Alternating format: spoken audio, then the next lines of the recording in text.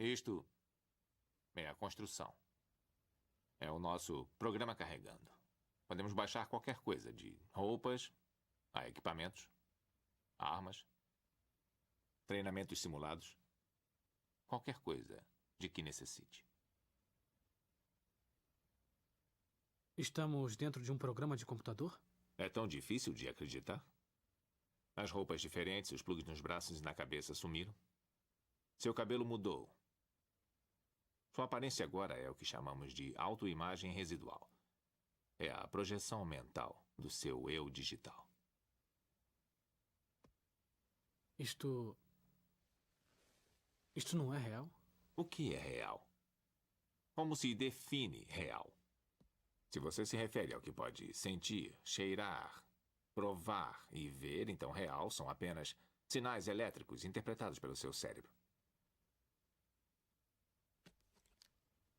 Este é o mundo que você conhece.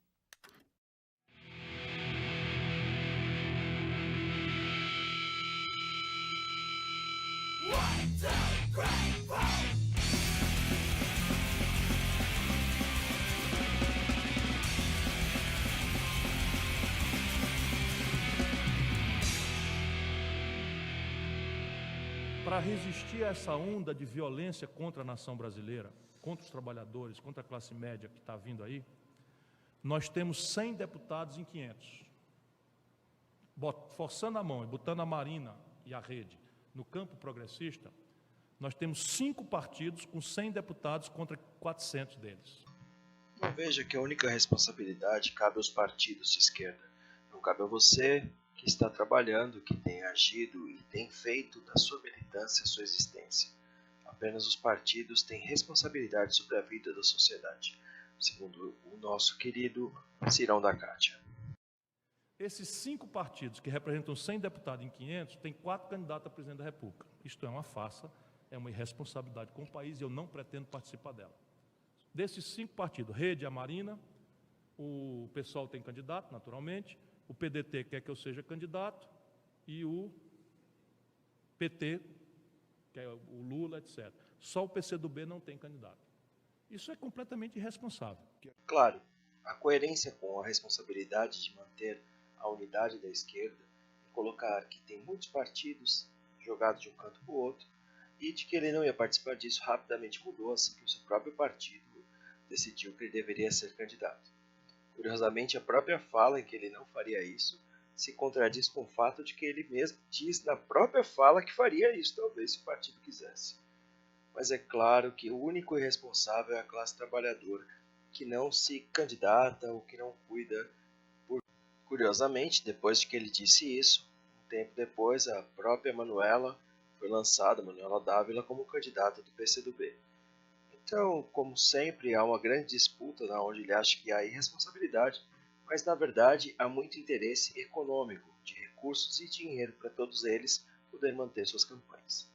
Então, eu vou forçar a mão para que a gente construa um projeto que consiga, inclusive, propor a certos setores que não são de esquerda e que foram empurrados para a direita sem necessidade, porque a esquerda brasileira, como ficou fragmentária também, homenageia o MST, com razão, é quem precisa mais de apoio, mas ao homenagear o MST descuidadamente, hostiliza o agronegócio. E não é necessário, para fazer a tese do MST prosperar, não é necessário neste país confrontar o agronegócio. De fato, não é necessário porque o MST não é um rompimento total com o capitalismo. Pelo contrário, ele, na verdade, trabalha a ideia de criar um pequeno mercado consumidor para gerar uma distribuição de um processo de competição interno do capital. E dessa forma, se você não quer romper com o capitalismo, que é uma coisa que o MST nunca propôs, apesar de ter bandeiras do Che Guevara e coisas do tipo, o MST é muito coerente com o agronegócio. A questão é, que tipo de agronegócio nós vamos garantir para o nosso país? E que tipo de força ele realmente está querendo jogar para os campos de esquerda, mas que estão na direita? Qual a grande diferença do Ciro para qualquer outra frente nacional desenvolvimentista que a gente já viu na história da humanidade? A gente, para ser amigo dos índios, confronta a mineração. A gente, para ser amigo do meio ambiente, confronta a produção. Então você tem hoje todo o mundo produtivo brasileiro que está apanhando feito diabo, nós estamos nos desindustrializando na agenda conservadora, replicando coisas que lhes são hostis, porque a gente não foi capaz de fazer esse grande pacto de centro-esquerda que fez o Brasil crescer na década de 50 e foi a grande genialidade do Getúlio Vargas, sendo que o Getúlio formulou isso em abstrato, porque nós não tínhamos uma burguesia urbana industrial ainda. O Getúlio confrontou a burguesia do latifúndio, escravista, do café, da cana-de-açúcar, para formular um projeto nacional que precisava de uma burguesia industrial que ele criou. Esse talvez seja o campo mais importante do debate e da discussão da esquerda, não só hoje, mas desde a década de 80. Antigamente se tinha uma noção clara de que Getúlio Vargas criou um sindicato para afogar os sindicatos antigos, o sindicato anarquista do começo do século XX e os sindicatos formados por trabalhadores de forma autônoma. Foi para isso que Getúlio Vargas formou um sindicato atrelado ao Estado, para poder vigiar os trabalhadores e controlá-los. E a União Nacional, que tanto o Ciro Gomes se gaba de estar defendendo, é o que qualquer frente de direita faria. Não há nada de esquerda dentro do projeto nacional de desenvolvimentismo de Getúlio Vargas. Há uma extrema-direita que defende o nacionalismo próprio e o protecionismo de mercado. Só isso. Não é uma questão de querer escolher ficar do lado dos índios. É questão que os índios não vão aceitar o agronegócio quando suas próprias terras são atacadas, ou a mineradora faz o mesmo. A questão não é uma opção de fazer um acordo, uma conciliação de classes. A questão é que a classe luta contra a classe pelos recursos materiais escassos do planeta. Simples assim, sejam eles nacionais ou internacionais. O estado de Roraima hoje está comprometido. O estado de Roraima é mais ou menos do tamanho de São Paulo. Não me lembro bem se um pouquinho a mais ou um pouquinho a menos. Não me lembro bem se um pouquinho a mais ou um pouquinho a menos do que o estado de São Paulo em tamanho. 93% do estado de Roraima está comprometido com reserva indígena e unidade de conservação ambiental, deixando a população daquele estado apenas com 7% da sua ocupação para a produção agrícola e industrial. Toda essa polêmica desses arrozeiros que estiveram comigo na primeira hora, na primeira liminar que conseguiram na justiça, são apenas 14 mil hectares. É menos de 1%, se não me engano, 0,68% a área que eles reivindicam de todo 1.700.000.000 de hectares. Será que é tanto assim? Muitos dos índios sequer querem essa demarcação, porque muitos deles trabalham lá. Muitos deles são parceiros dos arrozeiros. São 14 mil hectares que se transformam em 24 mil hectares, porque são 2 safras anuais. Talvez seja o único segmento organizado produtivo daquele estado, que é menos de 1% daquela reserva indígena e que ainda querem expulsar daquela região. Ainda tem uma área contígua, que é a área São Marcos, com mais de 1 milhão de hectares de reserva indígena. Isso, senhor presidente, significa que nós temos no Brasil, como um todo, destinado aos índios do Brasil, por cada índio e não por cada família, independente da idade, se é um idoso ou se é um bebê, ele tem 250 hectares por cada índio do Brasil. E para a reforma agrária, o INCRA estabelece um módulo rural para a família toda, que é o pai, a mãe e às vezes 3, 4, 5 e até 10 filhos. Um módulo rural, senhor presidente, ele varia por estado, mas o maior módulo rural do país é o Mato Grosso, que são 100 hectares. O INCRA determina 100 hectares em Mato Grosso, no meu Tocantins 80 hectares, que é um módulo, e menores módulos em outros estados. Um módulo, 100 hectares, que é o máximo para uma família inteira, e nós temos 250 hectares por cada índio e não por cada família. Pode ter certeza, se eu chegar lá, não vai ter dinheiro para ONG. Esses inúteis vão ter que trabalhar. Se eu chegar lá, no que depender de mim, todo cidadão vai ter uma arma de fogo dentro de casa. Não vai ter 1 centímetro de demarcado para a reserva indígena e não para quilombola. Se por um lado Ciro Gomes reivindica as ideias da década de 60 do PCdoB de que é necessário desenvolver a burguesia nacional, ou até mais antigas, da década de 50, com o varguismo, nós podemos ver que Haddad caminha ao lado de Renan Calheiros e seu filho, que já mantém uma dinastia dentro de um Estado. É dentro dessa lógica em que a população observa e olha para essas figuras e não vê nenhuma novidade. E vê nessas figuras predadores dos quais eles têm que se defender. Você, Renan, tem feito do Lula, da sua dignidade, pela sua liberdade e pela sua candidatura. Muito importante esse papel que você está exercendo no plano nacional, mas aqui em Alagoas em particular. Então são amigos da democracia e o Renan Filho fazendo um excelente trabalho, aliás, parabéns pelos resultados da educação divulgados na sexta-feira. Obrigado. Você foi o campeão nacional de melhoria do ensino fundamental. E é por isso que, quando se olha para uma aliança espúria como essa, ou a do Ciro Gomes com Cátia Abreu, a única coisa que vai dar real resultado é quem consegue manter mais recursos e bancar melhor as campanhas. Não é à toa que o Haddad conseguiu deslanchar tão mais rapidamente, pelo número de militantes e pelas mesmas alianças espúrias com o PMDB ou MDB agora, que ele tem feito ao redor do país, usando termos como defesa da democracia e outros poréns que tanto podemos observar. Enquanto isso, o povo assiste atônico a toda decisão eleitoral que esses grupos fizerem por nós. E a gente precisa governar com símbolos, governar com exemplo, e isso é o que está faltando no Brasil também. É extremamente alienado acreditar que meramente o símbolo e o exemplo vão ser suficientes para convencer as pessoas. O que tem convencido as pessoas real e categoricamente são militâncias nas ruas, são pessoas falando com outras pessoas em condições materiais de reproduzir e colocar de novo o mesmo símbolo. Não o símbolo pelo símbolo, as pessoas falando e colocando a imagem do PT. O PDT não tem esse mesmo grupo de forças, não tem sindicatos para poder fazer campanhas tão fortemente. E não demorou muito para que o Haddad substituísse o Ciro Gomes à frente das pesquisas eleitorais. Essa é a grande realidade dos fatos, a materialidade dos fatos, e não a virtualidade das realizações. Apenas a ação prática, direta e real faz a diferença no mundo. E mesmo com o Renan Calheiros, Haddad continua à frente, porque tem muitos recursos, muito acima do que o Ciro poderia dispor, mesmo com o Estado do Ceará a seu favor.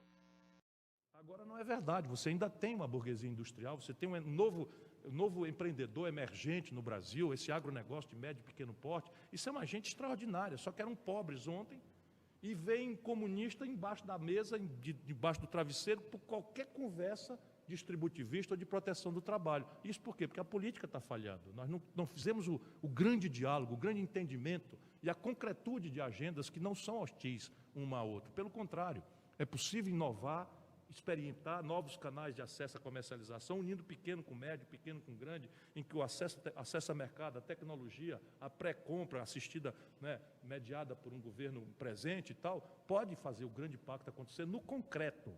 O grande pacto nacional, talvez com uma carta de laboro e outras questões mais, para conter as revoltas sociais, para poder não ter caminhoneiros parando as rodovias, para poder nós termos garantias que vão fazer com que a burguesia nacional se sinta confortável em pagar salários, em corrigir seus recursos e poder fazer com que o pequeno negócio esteja perfeitamente subordinado ao grande negócio internacional. Esses que garantem a Ciro Gomes a sua posição. O pequeno empresário poderá trabalhar fazendo com que seus serviços sejam bem prestados. Para outros grandes empresários poderem lucrar fazendo com que os seus produtos sejam revendidos. Ou seja, a subordinação total ao interesse do grande empresariado contra o pequeno, médio empresariado e totalmente contra a classe operária. Ou seja, nós vamos diretamente para, mais uma vez, o controle da elite da direita. Por exemplo, como é que nós transformamos o Ceará no principal produtor de abacaxi do Brasil em 2 anos. Pegamos uma empresa multinacional que tem canal de comercialização na Europa, nos Estados Unidos, trouxe a semente, as mudinhas, pegamos um monte de pequeno ali no Vale do Jaguaribe, o grande aqui entrega as mudas, compra antecipadamente a produção E onde é que está a grande esquerda nisso tudo? Estou aqui em Maragogi, Alagoas, com esse grande governador, Renan Filho. Em Alto Alegre, Roraima, os índios liberaram os 15 servidores e as 3 aeronaves retidas na terra indígena Yanomami. Os detalhes da negociação não foram divulgados. Os servidores eram mantidos reféns desde domingo em protesto contra a morte de 2 crianças indígenas. Os índios exigiam melhoras no atendimento de saúde. A gente, para ser amigo dos índios, confronta... Infelizmente, não há muita esperança a não ser continuar lutando. Não há o que garantir vindo deles. E não importa o que eles façam, não importa por onde eles caminhem, eles sempre têm que se amarrar nesses grupos para poder vencer a eleição com a justificativa de que isso será o melhor para todos nós. Estranhamente, a gente não vê nada de diferente. Mas quem consegue avançar mais não é o que tem melhores propostas ou ideias, ou mesmo uma visão de direita getulista. É aquele que tem mais gente na rua, podendo multiplicar suas ideias de forma real. A ideia de meramente ser eleito. E nisso vai ser muito difícil a gente conseguir romper sem convencer o povo do contrário. São de Utinga, cidade de Utinga, cidade de Santo André. Aí eu me deparo com este cartaz, um cartaz para você que precisa da justiça eleitoral. Ó. Justiça eleitoral, olha que bacana. Seja mesário e trabalhe nas eleições. A justiça eleitoral precisa de você, né? Mas a justiça precisa, porque ela está sem dinheiro, coitada. O Estado está sem dinheiro, então está falido. A gente sabe que está falido, isso é verdade. A cidadania se faz com atitude. Você mesário, um hashtag, olha que bonito. Gostei do estilo das letras, tem um estilo colorido, feliz. Porque a eleição é um momento feliz, é um momento da democracia, a festa da democracia. As vantagens de você ir ser mesário: 2 dias de folga, certificado, auxílio alimentação, desempate em concurso e crédito suplementar em universidades. Faça a sua parte. Vote consciente. Quais os 2 ou 3 temas devem centrar o próximo governo? Nós temos no Brasil 4 grandes tarefas para realizar, todas na ambiência de um projeto nacional de desenvolvimento.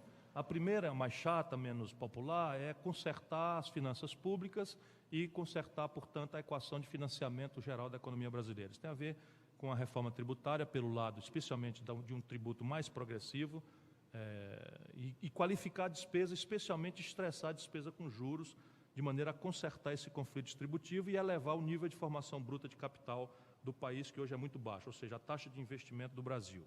O segundo é uma coordenação estratégica, né, em relação a que modelo econômico que nós queremos ter. A minha pista é que o Brasil tem que interromper a desindustrialização em curso e experimentar um novo e acelerado e complexo ciclo de industrialização em várias áreas, mas 4 avultam por serem responsáveis por desequilíbrios que já estão revelados às poupanças necessárias para fazer essa inversão. Petróleo e gás, complexo industrial da defesa, complexo industrial da saúde e complexo industrial do agronegócio. Não há nenhum debate colocado sobre a questão de que essa desindustrialização tem relação direta com a nossa subordinação econômica e que a tecnologia de produção, especialmente do agronegócio, serve especificamente para suprir as necessidades externas. É por isso que o candidato não olha de forma clara para quem realmente produz, que é a classe trabalhadora, e observa a elite burguesa como produtores contra trabalhadores, como se quem produzisse não fossem os trabalhadores que estão realmente trabalhando no mercado, e não o mercado que tem se trabalhado contra os trabalhadores. Ele não tem observado isso, porque não é um de nós. Oi, pessoal da Marcha da Família. Eu vim dar os parabéns para vocês pelo que vocês conseguiram hoje. Olá, pessoal. A gente está chegando aqui a força-tarefa da Lava Jato em Curitiba, a nossa sede. Aqui a gente tem a Maíra. Nós temos aqui uma série de reconhecimentos ao trabalho de toda uma equipe de várias instituições e ao trabalho de vocês, da sociedade, porque a Lava Jato é fruto de um esforço coletivo de todos nós. Hoje eu queria conversar com vocês sobre o voto branco e nulo. Será que o voto branco e nulo, como um voto de protesto, vai mudar o nosso país ou vai gerar anulação das eleições, então? Bom, a grande verdade é que a resposta a isso é não. Quando você vota branco ou nulo, o que você está fazendo é deixar que as outras pessoas decidam por você. o que vocês conseguiram. Eu considero como um resultado positivo, porque essa movimentação toda que vocês fizeram foi bem bacana. Então não desanima não, porque a gente vai ter uma luta aí pela frente, porque não podemos votar nulo, porque isso é entregar os pontos. A gente tem que deixar claro que voto nulo não anula uma eleição. E eu acho que tem que aproveitar, focar essa energia de vocês, que vocês são líderes, para fazer então que políticos que sejam corruptos, que não exercem bem a função, não sejam reeleitos e sumam no mapa.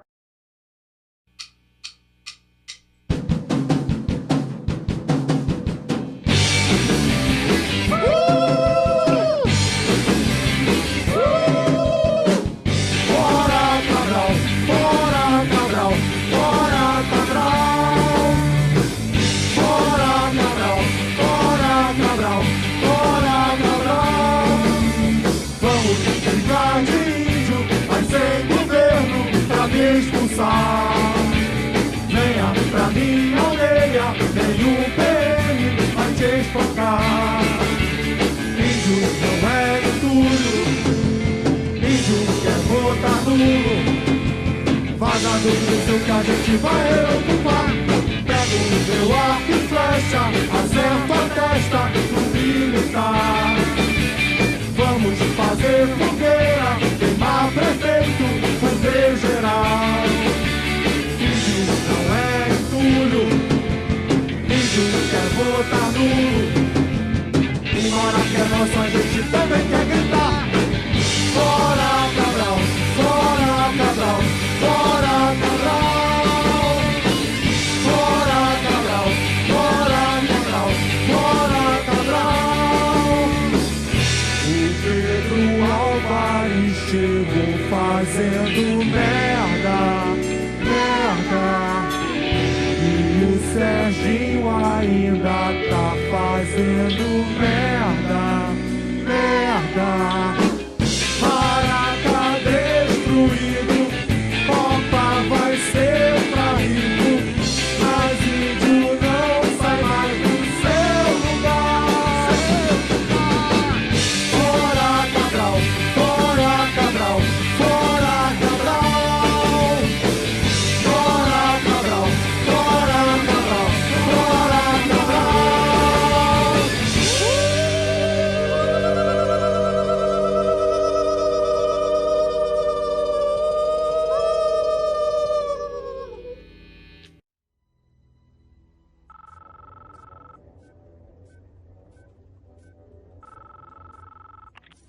Eu sei que você está aí. Eu posso sentir a sua presença. Sei que está com medo. Está com medo de nós. Está com medo de mudar. Falha no sistema. Eu não conheço o futuro. Não vim lhe dizer como isso terminará. Eu vim dizer como vai começar. Eu vou desligar o telefone e depois eu vou mostrar a essas pessoas o que você não quer que elas vejam. Eu vou mostrar o mundo. Sem você. Um mundo sem regras nem controles, sem limites ou fronteiras. Um mundo onde qualquer coisa é possível. O que haverá depois, você vai decidir.